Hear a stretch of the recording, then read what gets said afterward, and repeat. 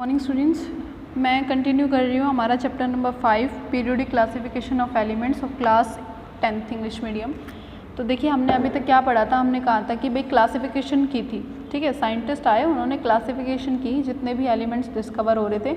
हमने क्या पढ़ा था, न्यूलैंड्स लॉ ऑफ ऑक्टेव्स के बारे में पढ़ा, डॉबर्नियर्स ट्रायड्स के बारे में पढ़ा। फिर एक साइंटिस्ट आए जिनका नाम था मेंडलीव, ठीक है। उन्होंने अपना पीरियोडिक टेबल का कॉन्सेप्ट दिया। उन्होंने क्या कहा, making order out of chaos Mendeleev's periodic table. देखिए क्या कहता है ये, even after the rejection of Newlands law of octaves many scientist continue to search for a pattern that correlated the properties of elements with their atomic masses. देखिए Newland और हमारा कौन था, डॉबर्नियर, दोनों ने किस बेसिस के ऊपर पीरियोडिक क्लासिफिकेशन दिया था, एटॉमिक मास के बेसिस पे। तो इसी तरीके से फर्दर जो भी साइंटिस्ट थे उन्होंने भी इसी पैटर्न में, एटॉमिक मासेस वाले पैटर्न के अंदर ही एलिमेंट्स की प्रॉपर्टी को कोरिलेट करना जारी रखा। फिर क्या हुआ, the main credit for classifying elements goes to Dmitri Ivanovich Mendeleev, a Russian chemist. अब जो मेन क्रेडिट था एलिमेंट्स को क्लासीफाई करने के लिए वो किसके पास गया, एक रशियन केमिस्ट थे जिनका नाम था मेंडलीव।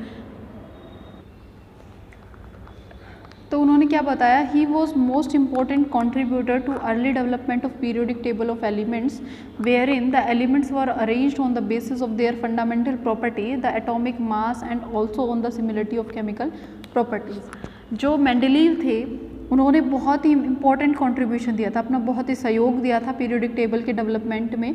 उन्होंने क्या किया, उन्होंने एलिमेंट्स को अरेंज किया किसके अकॉर्डिंग, उनकी फंडामेंटल प्रॉपर्टी की, वो कैसे स्टेट में मिलते हैं, गैसीय स्टेट में थे, लिक्विड स्टेट में थे, उनके अंदर नंबर ऑफ एटम्स कितने थे, उनका एटॉमिक मास कैसा था।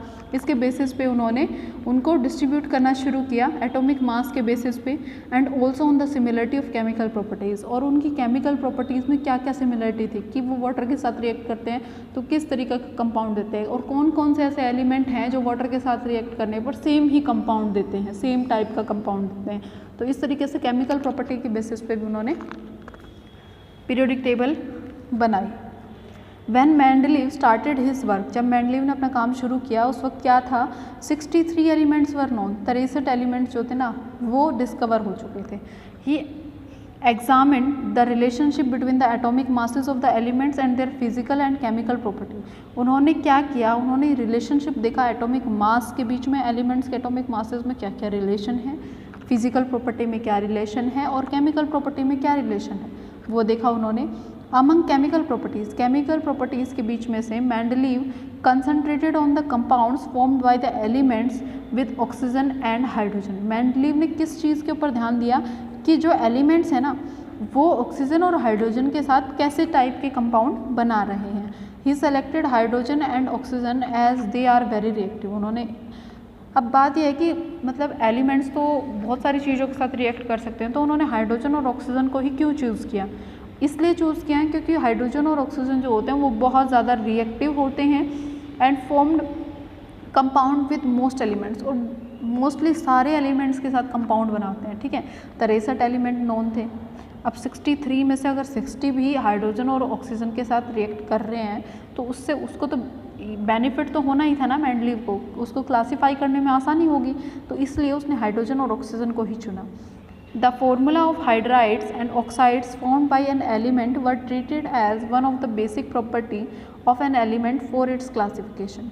अब जो फॉर्मूला बन रहा था किसका, हाइड्राइड का। देखिए अगर कोई एलिमेंट हाइड्रोजन के साथ रिएक्ट कर रहा है तो वो हाइड्राइड बनेगा, और ऑक्सीजन के साथ रिएक्ट कर रहा है तो वो ऑक्साइड बनाएगा। जैसे अगर मैं नाइट्रोजन की बात करती हूँ, ठीक है, नाइट्रोजन ने किसके साथ, हाइड्रोजन के साथ रिएक्ट किया, ठीक है, NH3 का कंपाउंड बना दिया, तो ये क्या है, नाइट्रोजन का हाइड्राइड है।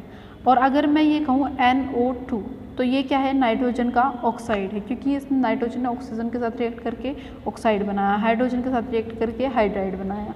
तो ये कहता है कि जो फॉर्मूला होता है हाइड्राइड और ऑक्साइड का, जो कोई भी एलिमेंट बनाता है वह treated as one of the basic property, वो सबसे बेसिक प्रॉपर्टी थी किसी भी एलिमेंट की क्लासिफिकेशन के लिए। कोई भी एलिमेंट जो है, हर एक एलिमेंट एक ही टाइप के हाइड्राइड और ऑक्साइड नहीं बनाता, तो इसीलिए ये जो फॉर्मूला निकल के आ रहे थे वो क्या है, इम्पोर्टेंट थे। जैसे कि नाइट्रोजन फैमिली जो होती है वो क्या बनाती है, N2O5 भी बनाती है वो, ठीक है। वहीं अगर हम ऑक्सीजन फैमिली की बात करें तो ऑक्सीजन फैमिली सिर्फ एक ही टाइप के ऑक्साइड बनाती है EO2 के, जैसे SO2 बना दिया, SeO2 बना दिया, एक ही टाइप के ऑक्साइड बनाती है। ठीक है। He then took 63 cards and on each card he wrote down the properties of one element। उसके बाद उसने 63 कार्ड लिए और हर एक कार्ड के ऊपर हर एक एलिमेंट की क्या लिखनी शुरू कर दी, प्रॉपर्टी लिखनी शुरू कर दी, विशेषताएं लिखनी शुरू कर दी। He sorted out the elements with similar properties and pinned the cards together in a wall।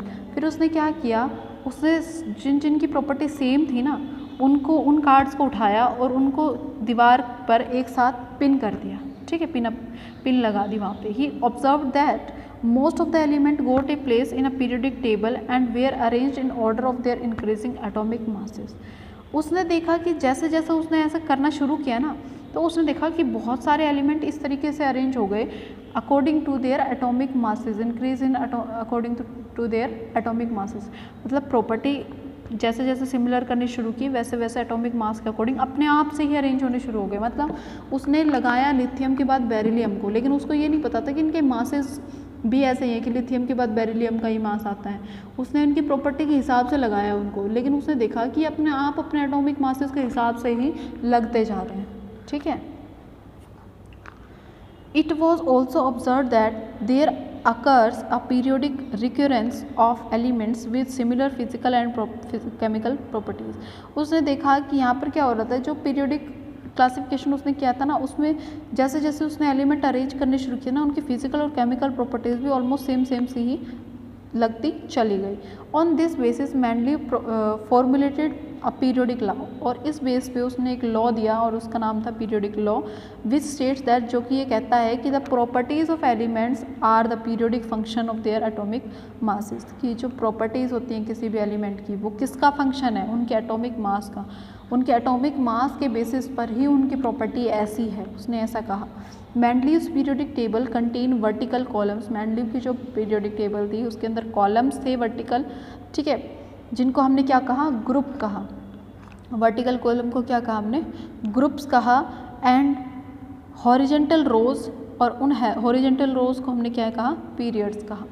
ठीक है, इस तरीके से वर्टिकल जो लाइंस थी उनको हमने क्या कहा था, इस तरीके से जो वर्टिकल लाइंस थी उनको, तो ऐसे वर्टिकल लाइंस थी उनको क्या कहा हमने, ग्रुप्स कहा।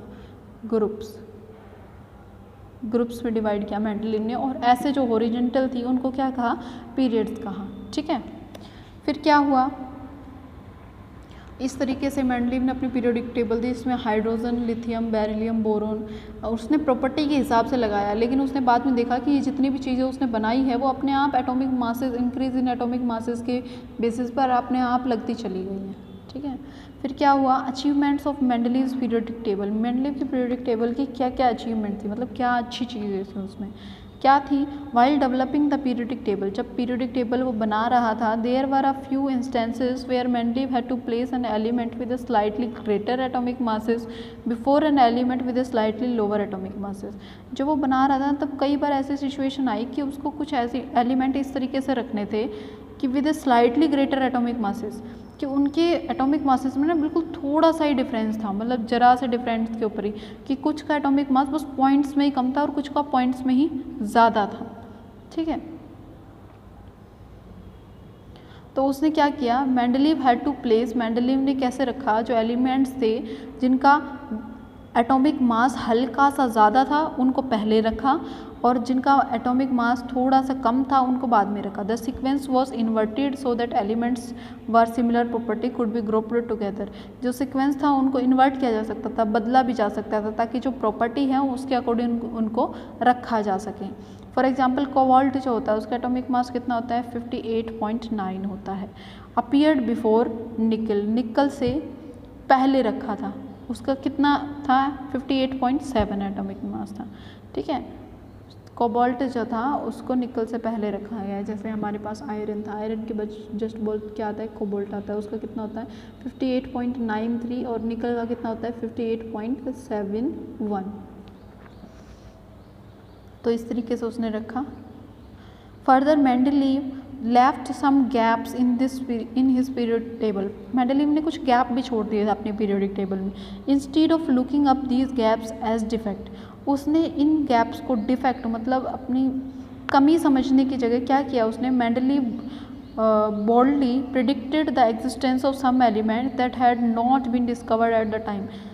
उसने गैप छोड़े, ठीक है, और उसने ये नहीं कहा कि मेरी ये कमी है कि मेरी पीरियोडिक टेबल में इस तरीके से गैप्स हैं, ये मेरी कमी नहीं है।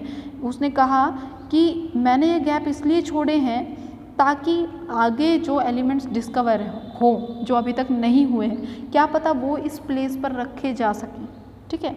तो उसने ये चीज़ बोली वहाँ पर।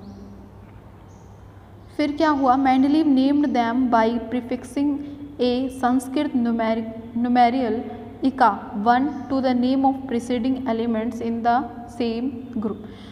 मेंडलीव ने क्या किया, जिन ग्रुप्स को उसने खाली छोड़ा था ना, वहाँ पर उसने संस्कृत का न्यूमेरियल मतलब वर्ड लिख दिया जिसका नाम था इका मतलब 1, ठीक है, और ये कहा कि इस ग्रुप में कोई भी जो एलिमेंट नया डिस्कवर होगा वो आएगा। For instance scandium, gallium and germanium discovered letter, जैसे कि स्कैंडियम, गैलियम और जर्मेनियम जो थे वो बाद में डिस्कवर हुए। जैसे स्कैंडियम यहाँ आता है ना, कैल्शियम के जस्ट बाद आता है, गैलियम उसके जस्ट नीचे आता है, और कौन सी की बात करें हम, जर्मेनियम की बात करें, दिस इज़ जर्मेनियम। तो उसने ये प्लेस छोड़ दिए थे और यहाँ पर क्या लिख दिया था, इका लिख दिया था, EKA लिख दिया था, ठीक है। और ये जो डिस्कवर हुए स्कैंडियम, गैलियम और जर्मेनियम, इनकी जो प्रॉपर्टीज़ हैं, have property similar to eka boron, aluminium and silicon respectively. इनके इक्वल प्रॉपर्टी उनकी बोरोन, एल्यूमिनियम और सिलिकॉन की। The properties of eka aluminium predictive by Mendeleev and those of the element gallium which were discovered later are replaced eka aluminium are listed as follows. तो क्या हुआ, जो इका aluminium था वो मेंडलीव ने प्रिडिक्ट किया था, उसकी जो प्रॉपर्टीज़ हैं वो किससे मिलती हैं, गैलियम से मिलती हैं। ये उसने बाद में देखा, इसलिए उसको रिप्लेस कर दिया गया, ठीक है। तो ये मेंडलीव ने किया था। मेंडलीव की लिमिटेशन के बारे में हम पढ़ेंगे कल। So that's all for today, thank you.